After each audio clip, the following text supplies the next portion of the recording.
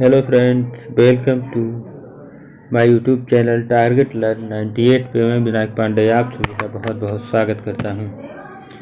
तो दोस्तों, जैसा कि मैंने आपको हिस्ट्री का सेट 1 पढ़ाया था, तो आज आप सभी के लिए हिस्ट्री का सेट 2 लेके आया।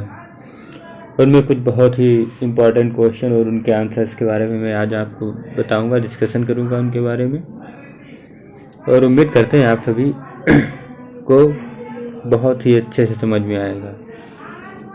उम्मीद करते हैं आप सभी लोग स्वस्थ होंगे। चलिए शुरू करते हैं। आपके सामने पहला क्वेश्चन है, भारत का प्रथम साम्राज्य संस्थापक किसे कहा जाता है? महापद्मनंद, घनानंद, अशोक, चंद्रगुप्त मौर्य। तो महापद्मनंद को भारत का प्रथम साम्राज्य संस्थापक कहा जाता है। चलिए नेक्स्ट क्वेश्चन की ओर चलते हैं। Question number 2। दूसरा क्वेश्चन नंबर आपके सामने है, द्वितीय बौद्ध संगीति कहाँ हुई थी?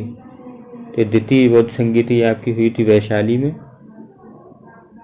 में हुई थी द्वितीय बौद्ध संगीति, और ये हुई थी 383 ईसा पूर्व में। 383 ईसा पूर्व में हुई थी वैशाली में द्वितीय बौद्ध संगीति।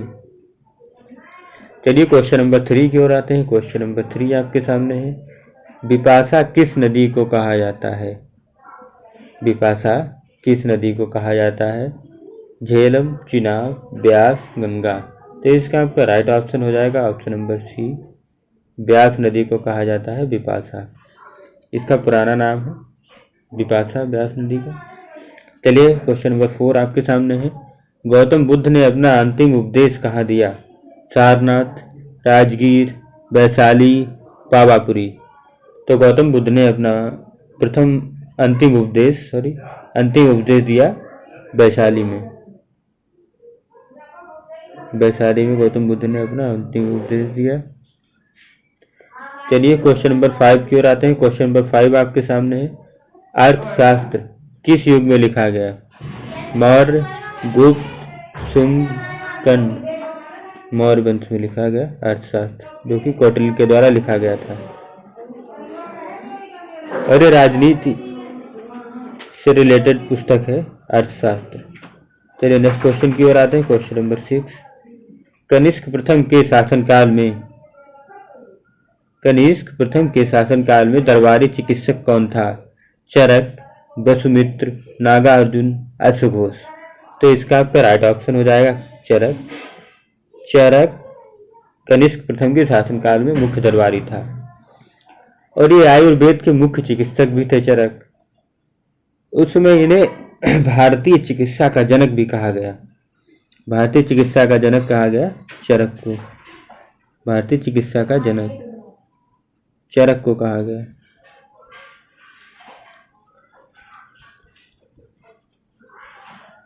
भारतीय चिकित्सा का जनक चरक को ही कहा गया है। चलिए क्वेश्चन नंबर 7 की ओर आते हैं। क्वेश्चन नंबर 7 आप सभी के सामने है, निम्नलिखित में से किसने नालंदा विश्वविद्यालय की स्थापना की? कुमारगुप्त, चंद्रगुप्त द्वितीय, स्कंदगुप्त, समुद्रगुप्त। तो इसका आपका राइट ऑप्शन हो जाएगा कुमारगुप्त। कुमारगुप्त ने नालंदा विश्वविद्यालय की स्थापना की थी, जो आपका वर्तमान में प्रेजेंट टाइम में पटना बिहार में स्थित है। बिहार के पटना में स्थित है नालंदा विश्वविद्यालय। इसकी स्थापना की थी कुमारगुप्त ने। चलिए क्वेश्चन नंबर 8 की ओर आते हैं। क्वेश्चन नंबर 8 आप सभी के सामने है, इलाहाबाद स्थित प्रयाग प्रशस्ति लेख की रचना किसने की? फाहियान, याग्निक, हरिसेन, अमर सिंह। तो इसका आपका राइट ऑप्शन हो जाएगा ऑप्शन नंबर सी, हरिसेन ने प्रयाग प्रशस्ति लेख की रचना की थी। चलिए क्वेश्चन नंबर 9 की ओर आते हैं। क्वेश्चन नंबर 9 आप सभी के सामने है, मेगास्थनीज किसके शासनकाल में भारत आया था? मेगास्थनीज किसके शासनकाल में भारत आया था? चंद्रगुप्त मौर्य के, बिंदुसार के, धनानंद के, अशोक के। तो मेगास्थनीज चंद्रगुप्त मौर्य के शासनकाल में भारत आया था। इनकी एक पुस्तक भी है, इंडिका पुस्तक,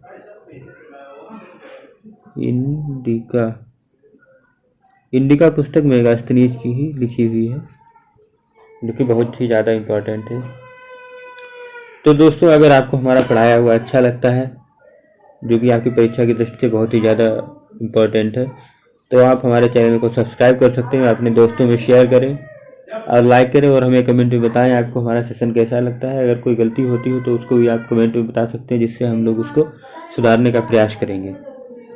ठीक है दोस्तों, तो हमारे चैनल को सब्सक्राइब कर लें। अगर अभी तक आपने बेल आइकॉन अभी प्रेस नहीं किया है तो प्रेस कर लें। चलिए क्वेश्चन नंबर 10 की ओर आते हैं। क्वेश्चन नंबर 10 आपके सामने है। लिंगायत किस संप्रदाय का अंग माना जाता है? वैष्णव धर्म, रुद्र संप्रदाय, सनक संप्रदाय, शैव संप्रदाय। तो इसका आपका राइट ऑप्शन हो जाएगा शैव संप्रदाय। D is the right option, शैव संप्रदाय। शैव संप्रदाय भगवान शिव तथा उनके अवतारों को पूजने वाले लोगों को कहते थे। जो लोग भगवान शिव तथा उनके अवतारों को पूजते थे उन्हें ही कहा जाता था शैव संप्रदाय। ठीक है, चलिए क्वेश्चन नंबर 11 की ओर आते हैं। क्वेश्चन नंबर 11 आप सभी के सामने है। मौर्य प्रशासन में शीर्ष अधिकारियों को क्या कहा जाता था? तीर्थ, मंत्रिमंडल, विषयक, संस्था। तो इसका आपका राइट ऑप्शन हो जाएगा ऑप्शन नंबर ए, तीर्थ। तीर्थ। मौर्य प्रशासन में शीर्ष अधिकारियों को तीर्थ कहा जाता था। शीर्ष अधिकारियों को तीर्थ कहा जाता था। चलिए क्वेश्चन नंबर नेक्स्ट क्या होता है? Question number 12। क्वेश्चन नंबर 12 आप सभी के सामने है। सर्वप्रथम किस ग्रंथ में भारत का प्राचीन नाम भारतवर्ष का उल्लेख मिलता है? अंगुत्तर निकाय, अर्थशास्त्र, अष्टाध्यायी, इंडिका। तो इसका राइट ऑप्शन हो जाएगा आपका ऑप्शन नंबर सी, अष्टाध्यायी। अष्टाध्याय में सर्वप्रथम भारतवर्ष, भारत के प्राचीन नाम का उल्लेख मिलता है। चलिए नेक्स्ट क्वेश्चन की ओर आते हैं। क्वेश्चन नंबर 13 आप सभी के सामने है। उत्तर वैदिक काल में लोहे के साक्ष्य का उल्लेख सर्वप्रथम कहाँ से प्राप्त हुआ? आलमगीरपुर, बहावलपुर, अतरंजी खेड़ा, कौशाम्बी। तो इसका आपका सही ऑप्शन हो जाएगा Atranji Khera. Atranji Khera is the right answer. Atranji Khera Uttar Pradesh में एटा जिले में स्थित है। एटा जिले में।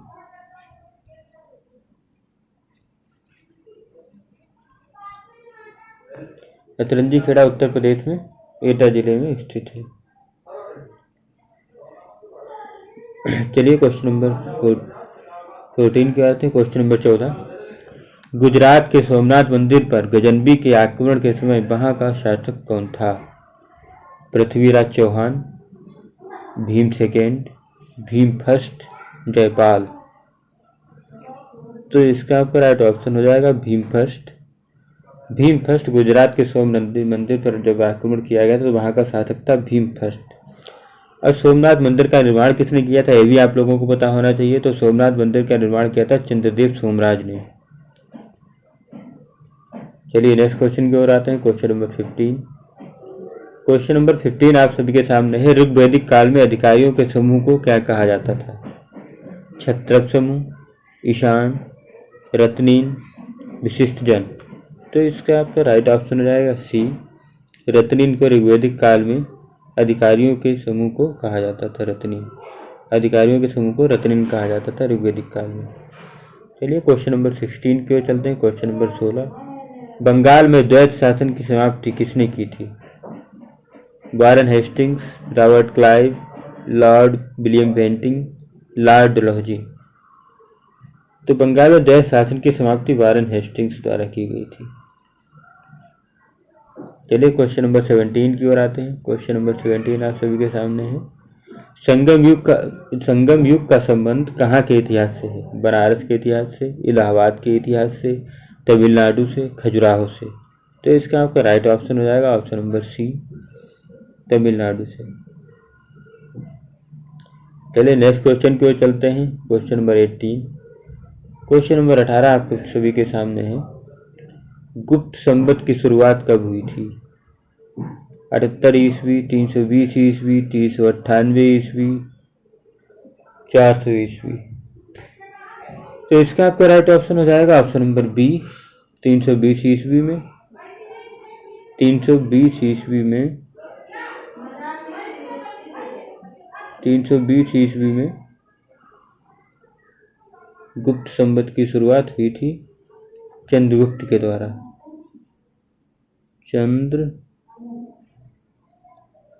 चंद्रगुप्त के द्वारा 320 ईस्वी में गुप्त संवत की शुरुआत हुई थी।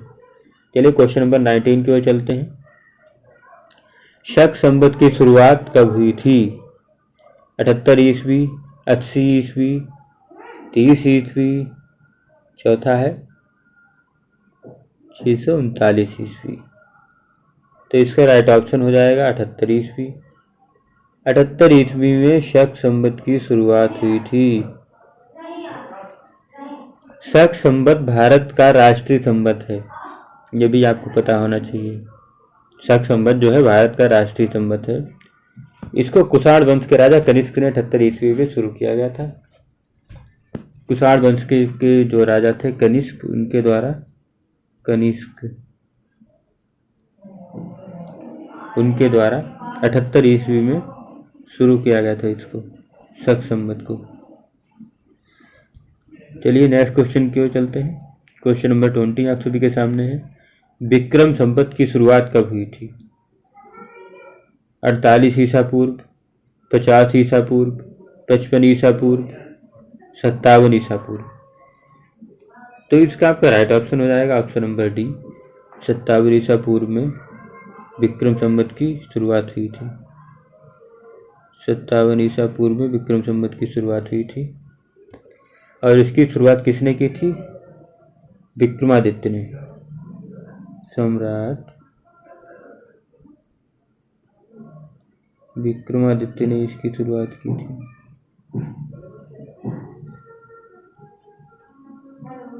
सम्राट विक्रमादित्य ने इसकी शुरुआत की थी विक्रम संवत की। चलिए क्वेश्चन नंबर 21 की ओर आते हैं। क्वेश्चन नंबर 21 है मोपला विद्रोह। मोपला विद्रोह का संबंध किस राज्य से है? कश्मीर, केरल, उड़ीसा, असम। तो इसका आपका ऑप्शन हो जाएगा बी, केरल से मोपला विद्रोह का संबंध है, केरल से। और इसकी शुरुआत 1921 ईस्वी में की गई थी मोपला विद्रोह की। मोपला विद्रोह की शुरुआत 1921 ईस्वी में की गई थी केरल में। चलिए नेक्स्ट क्वेश्चन की ओर चलते हैं। क्वेश्चन नंबर 22 जो कि आप सभी के सामने है। 1861 में इंडियन मिरर समाचार पत्र का संपादन व प्रकाशन किसने किया? अमित घोष, रविंद्रनाथ टैगोर, सुमित गांगुली, मनमोहन घोष और देवेंद्र नाथ टैगोर। तो इसका राइट ऑप्शन हो जाएगा option number D, Manmohan Ghosh और देवेंद्र नाथ टैगोर के द्वारा इसकी शुरुआत की गई थी इंडियन मिरर समाचार पत्र की 1861 में। चलिए नेक्स्ट क्वेश्चन की ओर चलते हैं। Question number 23। क्वेश्चन नंबर 23 आप सभी के सामने है। निम्नलिखित में से भारतीय शिक्षा का मैग्ना कार्टा किसे कहा जाता है? निम्नलिखित में से भारतीय शिक्षा का मैग्ना कार्टा किसे कहा जाता है? वुड डिस्पैच, सेंटलर आयोग, भारतीय विश्वविद्यालय अधिनियम 1904, रेले आयोग। तो इसका आपका सही ऑप्शन हो जाएगा option number A, Wood dispatch. Wood dispatch को भारतीय शिक्षा का मैग्ना कार्टा कहा जाता है। तो ब्रिटिश ईस्ट इंडिया कंपनी के बोर्ड अध्यक्ष थे ये Wood dispatch, sir Charles Wood. उन्होंने 1854 में लॉर्ड डलहौजी को पत्र भेजकर एक सुझाव, अपनी राय दिया था कि प्राथमिक विद्यालयों में जो प्राइमरी वाले स्कूल्स हैं उनमें मातृभाषा में पढ़ाई होनी चाहिए और उच्च विद्यालयों में इंग्लिश में पढ़ाई होनी चाहिए। इसे ही वुड डिस्पैच कहा जाता है। चलिए नेक्स्ट क्वेश्चन की ओर चलते हैं। क्वेश्चन नंबर 24 ब्लैक होल त्रासदी कब हुई थी? 20 जून 1756, 20 जून 1757, 3 जून 1757, 4 जून 1756। तो ये ब्लैक होल त्रासदी हुई थी 20 जून 1756 को। अब ब्लैक होल घटना है क्या? जो ब्लैक होल आपकी परीक्षा की दृष्टि से बहुत ही ज़्यादा इम्पोर्टेंट है और ये बहुत बार पूछा भी गया है एग्जाम से, तो इसके बारे में आपको जरूर पता होना चाहिए। ये नहीं कि आपने खाली फैक्ट जान लिया बस काम चल जाएगा, ऐसा नहीं है। कभी कभी पूछ देगा इसकी किसके शासनकाल में हुई थी और ये क्यों हुई थी, इसमें कितने लोग बंद किए गए थे, कितने लोग मर गए थे, कितने लोग जीवित रह गए, सब आपको पता होना जरूरी है। चलिए तो इसके बारे में आपको सभी को हम एक्सप्लेन करके बता देते हैं विस्तार से। ब्लैक होल की जो घटना थी वो हुई थी आपकी 20 जून 1756 को सिराजुद्दौला के शासनकाल में हुई थी ब्लैक होल की घटना। उसने 146 व्यक्तियों को एक छोटे से कमरे में जबरदस्ती बंद करवा दिया था, जो कि बहुत छोटा सा काल कोठरी टाइप की थी, छोटा सा कमरा था, उसमें उसने 146 लोगों को जबरदस्ती ठुसवा दिया था एकदम समझो, जिनमें से 123 लोग की दम घुटने से मृत्यु हो गई थी, मतलब डेथ हो गई थी 123 लोगों की, उसमें दम घुटने से, इतना ज़्यादा उसमें लोग ठूस दिए गए थे। बहुत छोटा सा रूम था, उसमें ठूस दिए गए 146 लोग, जिनमें से 123 लोगों की दूसरे दिन जब उसको खोला गया काल कोठरी को, तो उसमें से 123 लोगों की डेथ हो चुकी थी। बस इसे ही ब्लैक होल या काल कोठरी की घटना भी कहा जाता है। चलिए नेक्स्ट क्वेश्चन की ओर चलते हैं। Question number 25। मिर्जा गालिब किस मुगल राजा के समकालीन थे? शाह आलम तृतीय, मोहम्मद शाह, फर्रुखसियर, बहादुर शाह जफर। तो इसका आपका राइट ऑप्शन हो जाएगा option number D, Bahadur Shah Zafar के समकालीन थे मिर्जा गालिब। मिर्जा गालिब एक उर्दू कवि थे जो अंतिम मुगल सम्राट बहादुर शाह जफर के समकालीन थे। इनका जन्म 1797 में और उनकी मृत्यु 1869 ईस्वी में हुई थी। जन्म 1797, मृत्यु 1869 में हुई थी। चलिए नेक्स्ट क्वेश्चन की ओर चलते हैं। क्वेश्चन नंबर 26 क्वेश्चन नंबर आप सभी के सामने है। पृथ्वीराज रासो की रचना किसने की? पृथ्वीराज रासो की रचना किसने की? चंद्रवरदाई, पृथ्वीराज चौहान, कल्लड़, बाणभट्ट। तो इसकी रचना की थी चंद्रवरदाई ने। पृथ्वीराज रासो की रचना चंद्रवरदाई ने की। ये पृथ्वीराज रासो की दरबारी कवि थे चंद्रवरदाई। चलिए नेक्स्ट क्वेश्चन की ओर चलते हैं। Question number 27। क्वेश्चन नंबर 27 आप सभी के सामने है। निम्नलिखित में से किस लेखक ने बाबरनामा की रचना की? अमीर खुसरो, अलबरूनी, मिर्जा मोहम्मद हैदर, बाबर। तो इस बाबरनामे की रचना बाबर ने खुद ही की थी। बाबरनामा जहरुद्दीन मोहम्मद बाबर की आत्मकथा है। जहरुद्दीन मोहम्मद बाबर की आत्मकथा है बाबरनामा। जहरुद्दीन मोहम्मद बाबर।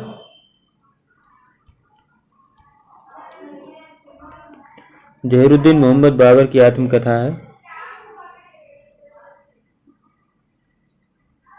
बाबर। चलिए क्वेश्चन नंबर 28 की ओर आते हैं। 28 क्वेश्चन नंबर आप सभी के सामने है। तराइन का द्वितीय युद्ध निम्नलिखित में से किस वर्ष लड़ा गया? 1192, 1219, 1292, 1319। तो तराइन का प्रथम युद्ध लड़ा गया 1192 में। 1192 पृथ्वीराज चौहान और गौरी के बीच। पृथ्वीराज चौहान और गौरी के बीच लड़ा गया था, जिसमें गौरी विजय हुआ था। चलिए नेक्स्ट क्वेश्चन की ओर आते हैं। Question number 29। 29 क्वेश्चन नंबर आप सभी के सामने है। निम्नलिखित में से कौन बहमनी साम्राज्य का संस्थापक था? हसन गंगू, मोहम्मद शाह प्रथम, ताजुद्दीन फिरोज शाह, अहमद शाह अब्दाली। तो इसका आपका राइट ऑप्शन हो जाएगा क्वेश्चन नंबर 19 का। क्वेश्चन नंबर 19 का ए आपका राइट ऑप्शन हो जाएगा हसन गंगू। हसन गंगू बहमनी साम्राज्य का संस्थापक था। हसन गंगू बहमनी साम्राज्य का संस्थापक था। हसन गंगू द्वारा स्थापित बहमनी साम्राज्य 14वीं शताब्दी के मध्य में दक्कन में स्थापित होने वाला पहला मुस्लिम राज्य था। ये भी आप सभी को पता होना चाहिए। क्वेश्चन नंबर 30 की ओर आते हैं। 30। निम्नलिखित में से किसे जिंदा पीर के नाम से जाना जाता है? निम्नलिखित में से किसे जिंदा पीर के नाम से जाना जाता है? अकबर, जहांगीर, शाहजहां, औरंगजेब। तो इसमें आपका राइट ऑप्शन हो जाएगा डी, औरंगजेब को जिंदा पीर के नाम से जाना जाता है।